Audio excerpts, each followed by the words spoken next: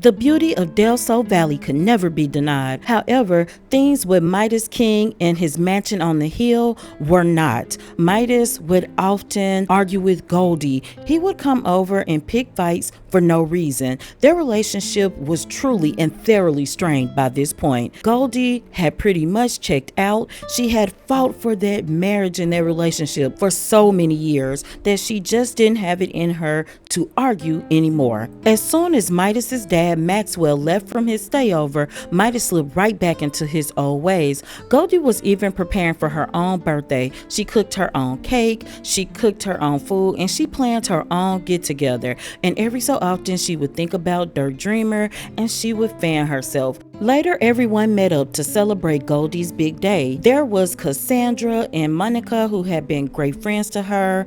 Even her father-in-law, Maxwell King, came. Maria and Miriam, her twin daughters.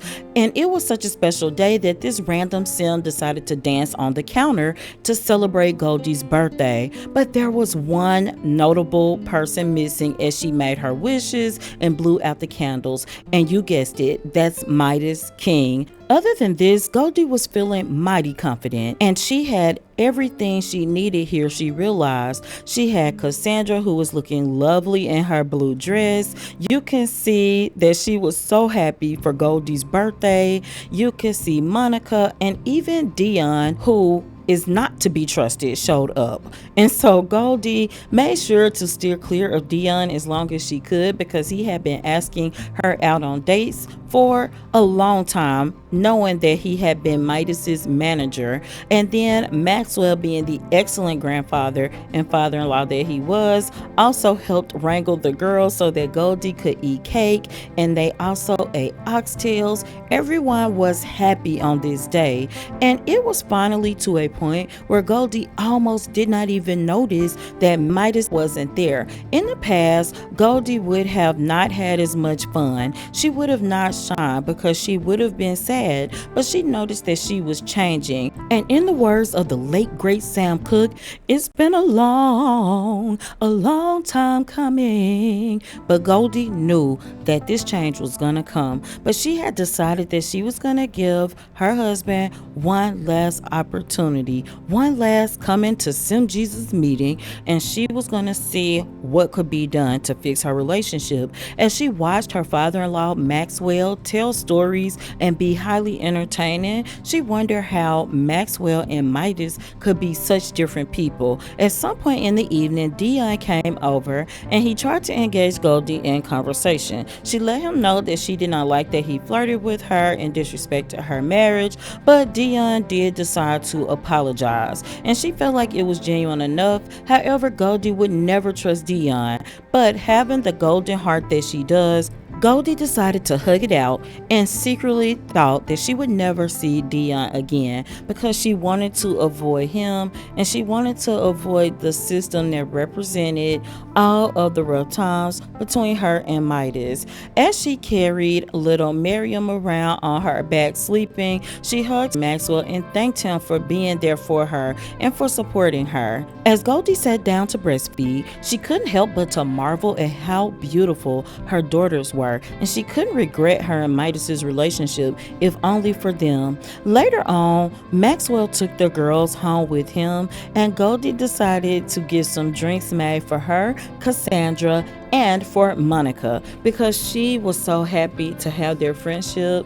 They had been consistent in her life, they had been steady, and that is a real life lesson, because those type of friendships don't come about every day. But as Goldie sipped her drink, she started to plan. She was still thinking about Dirk and thinking that she would talk to the girls about him, because she had been avoiding him since their vacation. He had texted her and she would respond, but she was doing those one word, one simple sentence responses. Goldie had kissed him and she didn't want it to go further, because she did want to respect the fact that she was married. She even talked to Cassandra and Monica about the days when the rumors were going around about Midas and his co-stars, and she wondered at this moment, were those things true? And then Goldie started to wonder if it even mattered.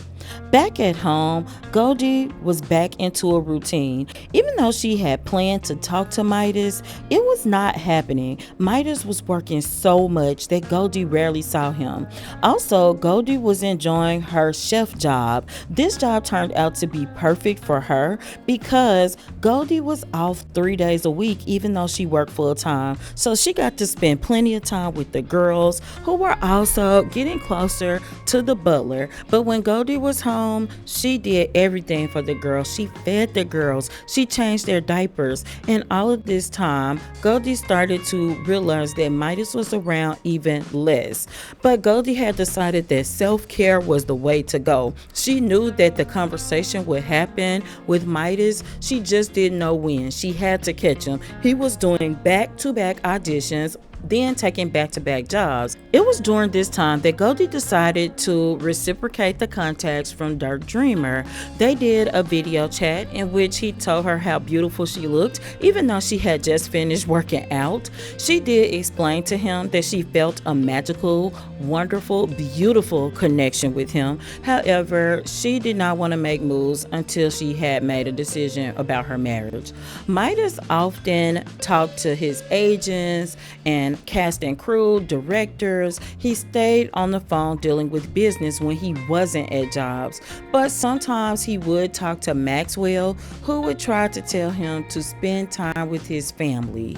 Even when Midas was home, he rarely took on the caregiver role anymore. He left it to Goldie, and when Goldie needed help, Luella, the butler, would jump in. Sometimes Goldie would go to Midas's room because she didn't think about it as her own, and she would breastfeed because the girls would still have their play area there. But when she would, Midas would hop up and leave and go to another room because he felt bothered. He was feeling bitter. He was feeling trapped. Goldie decided that this would be the perfect time simply because Midas was at home. She decided to approach him. She had a list of things, but most importantly, and at the top of her list, was asking him to help more with the twins. They were his daughters. She wanted them to be close to their father, but Midas instantly got agitated. So Goldie was not able to get to the other things she wanted to talk about, and Midas did what he does best, and that's leave, because it was always easier for him to focus on earning more simoleons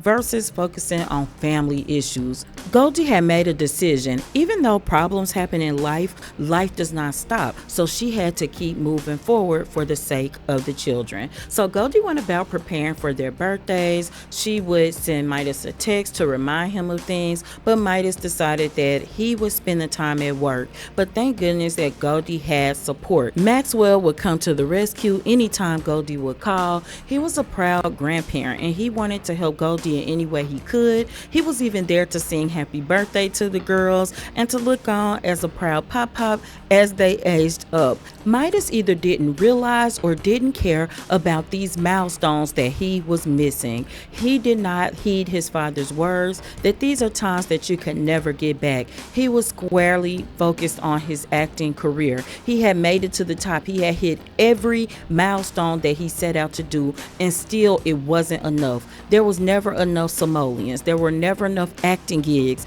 On the other side, Goldie was starting to relish in feeling complete. She had realized that she had spent a lot of her life looking to Midas for happiness, and she did have some happy times with him, but she had even more with her girls and even more with herself. And now that she was starting to feel confident, she stayed up late one night waiting for Midas to get home, and she decided to let him know that she was fed up, she was tired, and there was nothing he could do about it. But Midas had not realized this yet. He had heard this all before, so he figured they would have this argument, they would relax, and Goldie would calm down. He felt like he had time to win her back because Midas was concerned about the appearance and what magazines would say. He was not worried about what Goldie was saying in this moment because he never believed anything would actually change. But Goldie had decided that her daughters would not grow up in a toxic toxic environment.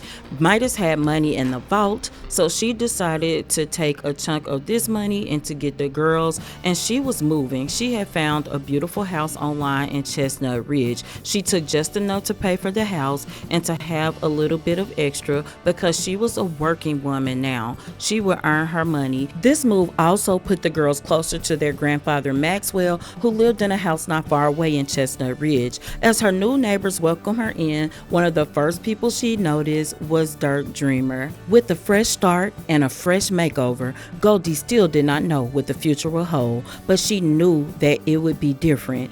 Goldie had decided that she was going to do things that were best for herself and for her children, and that she was going to live her life to the fullest, because happiness was a choice. I'm KT. You've been watching a Just a Mom That Sims production, and until next time, remember, keep simming, be happy, and always have a blessed day. Bye bye.